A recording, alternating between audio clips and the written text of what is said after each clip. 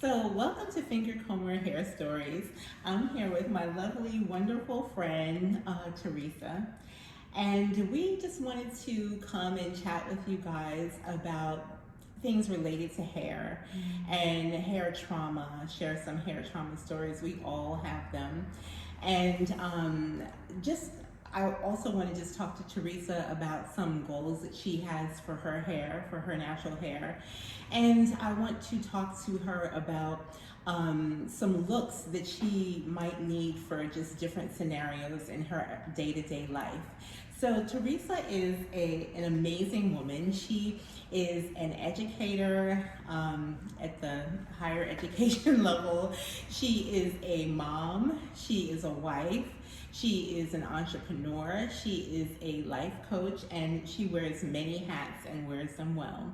So Theresa, I'm just gonna go ahead right in and ask you if you can tell us something about a hair trauma that you have experienced. Absolutely. So, picture it.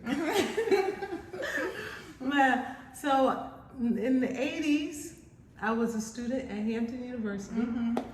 HU, and you know, back in the 80s, everybody had these asymmetrical cuts, and you know, at an HBCU, everybody is always fly, they go to class fly, and I was trying to figure out who I was, and I was looking at all of these, especially the girls from DC. I can imagine. They were so fly, and so I wanted my hair to be fly like that because I'm coming from Brooklyn, and just kind of like scruffy, scrappy, you know. And level up. Yeah, I wanted to level up. I wanted to level up. So there was a girl who used to do hair, and so I asked her to do my hair.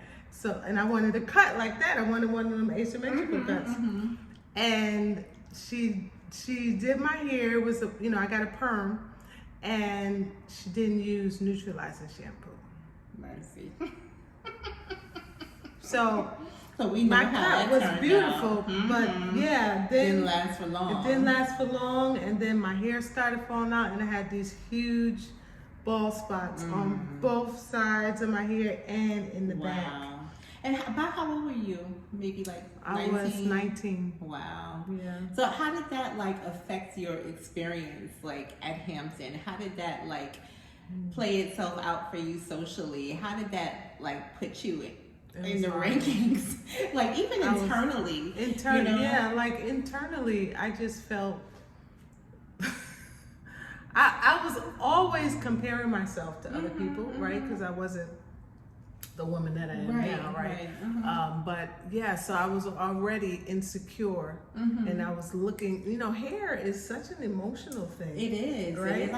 I feel like it's an emotional thing for everybody, but I feel like especially for us as Black women, because so much of our existence has played out through things related to our hair. Even being in this country in the earlier times, not knowing how to wear our hair, not knowing how to deal with it, being removed from traditional hairstyling practices, being removed from the things that we ordinarily, would have historically used to take care of our hair, and then winding up in these head rags, not head wraps, not pretty Ankara fabrics or whatever, but just rags. Exactly. And how that just, the whole Aunt Jemima, trope, it's leaned into so much through that whole wrap up your head, be in this headscarf, be something so much less than what you are, and you think that it's just this external thing, but it has so much to do with who you are on the inside. It's just this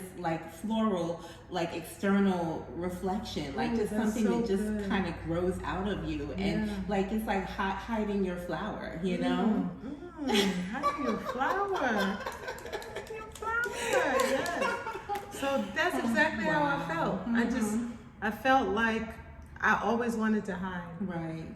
I felt like when people were I'm walking around on campus and I'm so cognizant of people looking at me, and people probably weren't even looking at me, right? But it felt like everyone was looking at me. Everyone was looking at my hair. Everyone was judging me. you know. And when you feel like that, you project that, you know, and even if somebody wasn't judging you, maybe by the time you projected all that, you know, that what you were feeling, maybe somebody actually was, you know. I felt so small. And I did not, as a result, you know, I would acquiesce. Right. I didn't share my opinions. Right. You know, even it impacted me, my work in school and my classes. I would sit in the back. I didn't share. You know, I was afraid to speak up. Like all of that, just it just totally impacts how you see yourself and how you show up. Right. Yeah. Wow. So Theresa, if you were speaking to like the younger you, if you were speaking to your daughter, Theresa has a daughter who's 18. She's amazing. We just took some pictures with her the other day too. But anyway, if you were speaking to, they were beautiful. If you were speaking to the younger you, or you were speaking to your daughter, or you were speaking to, you know, any woman out here who might be listening to us, who might have found herself in that same predicament, what would you say that, you know, how would you speak to that place in you that was so affected by that experience? Yeah. You know, first of all, I would tell her that, I mean, it's so simple, but that you're beautiful, right? That you're beautiful. And then I would tell her to take the time to discover that beauty, right? That's good. Yeah, because so good. Like you said, like our here, we came here, and it's like this journey of discovery and figuring out, you know, what to do and how to use the resources that we have in order to bring out the beauty that's already there, you know. So I would say that, and then I would just tell her just to be patient. Just to be patient with herself, and you're gonna be fabulous. That's true. So Theresa, thank you for sharing that with us. The next thing I wanted to ask you, after having had that experience, after having gone through, I guess, your own recovery journeys, getting your hair into, you know, more of who and what it is, where you are now, what would you say is maybe a long-term goal that you would have for your own natural hair? Yeah, you know, honestly, I don't take care of my hair because a finger comber. I just throw something on, right? Well, we gotta do a little better than that. We definitely. I'm not advocating that, but I'm just keeping it real. Defeats the purpose. I know, I'm keeping it real, but yeah, I don't, and that's what I would like to do. I would like to, and I always say this, when I take my wig off, I still want to look in the mirror and see a nice, healthy head of hair. Thriving head of hair. Right? Exactly. So just a way to do that that doesn't deplete me. Because what prevents me from doing that, because I just feel like, oh, it's just so much time, so much work. But to have this appreciation for my crown, so that I'm willing to invest the time and the effort in it. Yeah, you know? And that makes so much sense, especially for you, just knowing you personally and knowing how, you know, you commit to keeping yourself healthy and eating a healthy diet and drinking all your water and like all those good things that you do with your body. You know, you really respect your body, and I applaud you for that. So I can definitely see where it would be fitting, you know, it would be like a next step almost for you to, like, you know, let that lean into your hair, like let that be carry over from just, you know, the rest of you to like how you actually take care of your hair. Well, I feel like, you know, we were talking earlier about gratitude and how important gratitude is. And what would happen if I began to, you know, lean into gratitude for my hair and appreciating my curls and the texture and, you know, the process of keeping it healthy and the purpose that it has for me, and just and being grateful for that and appreciative, you know. what that would open up like a whole other, yeah, right. And you know, I think that as you talk about doing that sort of thing, I think that sometimes the best thing that you can do, or like a good option, would be to like just take some baby steps that you could be consistent with. You know, you don't have to like do all these 50 billion things, have a whole wash day, you know, all like that. You don't have time for that, Theresa. Yeah, I don't. So I mean, if I was just to make like a little quick recommendation of just some baby steps that you can take. Give me baby steps. What I would suggest would be like when you wash your hair, you know, instead of like using a shampoo that has sulfates, and if you can't find a shampoo that doesn't have sulfates, to just co-wash your hair is just like a start. Like just use conditioner to wash your hair. Keep your hair moisturized and hydrated. You already drink water, that's a plus. So you want to like also water your flowers, you know, from the outside in the shower, just making sure that you do things to hydrate it. And then, you know, by hydrating and like washing your hair with just a conditioner, that's going to let it just be a little bit more moisturized than it ordinarily is. And excuse me, then you might want to find like a product that's a little bit creamy or like lotiony, and add that in for extra moisture, maybe a leave-in conditioner or something like that. And then just top that off with some oil, like something very simple like a castor oil. I feel like if you did those 3 things as baby steps, you know, you would start to see a return on that, you know. And so again, you don't have to like go crazy, go bananas, do all these 50 billion different things, you know, like micro twist your hair or anything like that. Just start small. You know, do something, you know, small and pleasant and good and beneficial for your hair. I would start with that. And so now I want to ask you, you know, you're a very busy woman. As I mentioned, you wear many different hats. And I was wondering if you could share like 3 life scenarios that you would need a quick go-to look for. So one would be a date night. Okay. With my handsome husband. Very handsome husband. Wonderful husband. Wonderful. Hi, babe. And the other one, the second thing I would say would be work, you know, professional at the university. And then the third thing I think would be showing, I do a lot of virtual online coaching. So it would be a look for my, you know, online coaching community. Okay. Okay, I think we could come up with 3 nice looks for that. And you know, I just wanted to mention that like you are wearing a finger comber unit. How old is that one? No, listen. We're gonna get you in a fresh one. This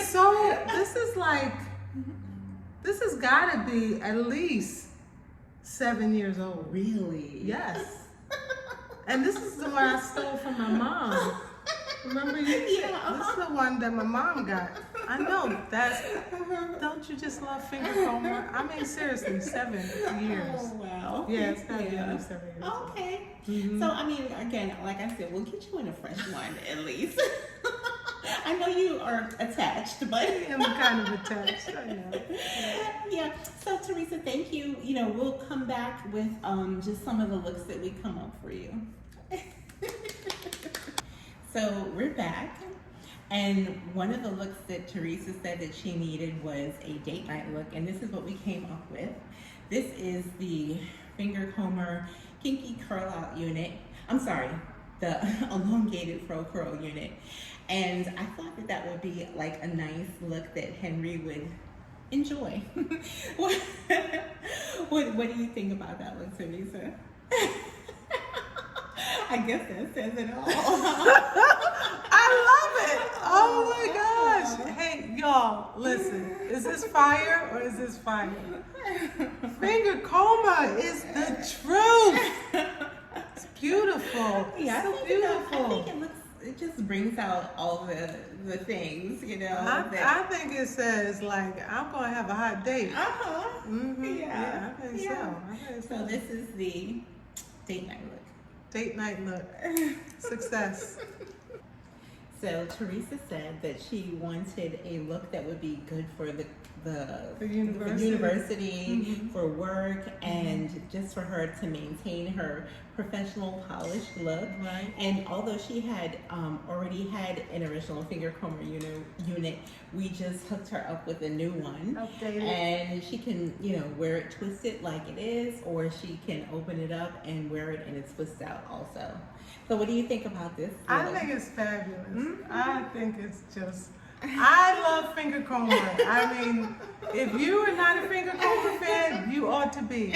I mean, seriously, look at this. Yeah, it's I think beautiful. that it really becomes you. And it's a little bit darker than your last one. Right. But I think that for the fall, that's nice. It just kind of gives you a nice little crisp look, Crisp look.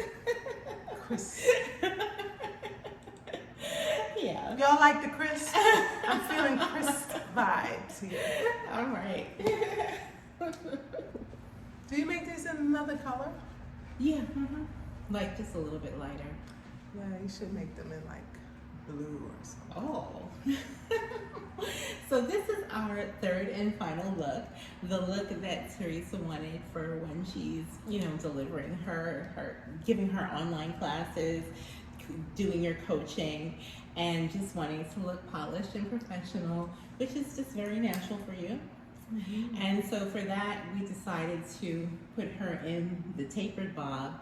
And the what I think is the cool thing about all of these looks is that you can wear these as she is right now with no hair left out. So that means that you can just, grab the wig, put it on, and just be ready to go. Yeah. I love it. And also what I like about this unit, and all the units that we try to design, we try to design them to be like our hair would naturally be, or like how you might ideally want your hair to be. So for me, like if I'm wearing like a short tapered cut like this, and it is natural, even though it's like, kind of on the fro-y side, I like it that it has like the movement that it would have if you had like a really nice little wash and go done and then let it air dry. But again, you don't have to, spend the time for that. Oh, no, you just take it out and put it on. And I love that it's light and it just looks so natural. Yeah, I think it looks great on you. Anytime I go out in the supermarket as I'm running my errands and with my finger comber units on, because I wear one every day. And every time I'm always getting stopped wherever I go. Your hair is beautiful. Oh my gosh, I love your hair. And I always tell them, oh, I wish I could have my hair like that. And I always say, you can. You can. FINGERCOMBER.com. So FINGERCOMBER.com. FINGERCOMBER. But Theresa, thank you. Thank you for doing this with me. Thank you for sharing with our audience. Yes. And it's just like such a pleasure, and it makes me feel like almost on the verge of being emotional. That we can bring these wigs to people, that they are not a departure from like what we would naturally look like. That they are all about making life a little bit easier. Yes. Making it a little bit easier just to show up and do all the things that you have to do. You wear so many hats. Right. So many of us have like numerous hats to wear. If you're a teenager like your daughter, if you're a full-grown woman like us, you have all these things that you need to be able to be ready to show up for. And we just really love to be able to contribute to making that a little easier. Oh my gosh, are you ever and listen, you were saying we have so many hats to wear, but I just put on my hat. I just put my hat on and I go. And it's one less thing to think about. Right. Like I don't have to think about anything. And I just put on my finger comber and I'm fabulous. I mean, I'm already fabulous. You sure are. I'm already fabulous, but it just brings it out. It brings the fabulosity out to another level. It's just, thank you. Thank you. No, thank you. Thank you. Thank Yes. you. Yeah. All right, guys. We'll see you again. Thanks for joining us.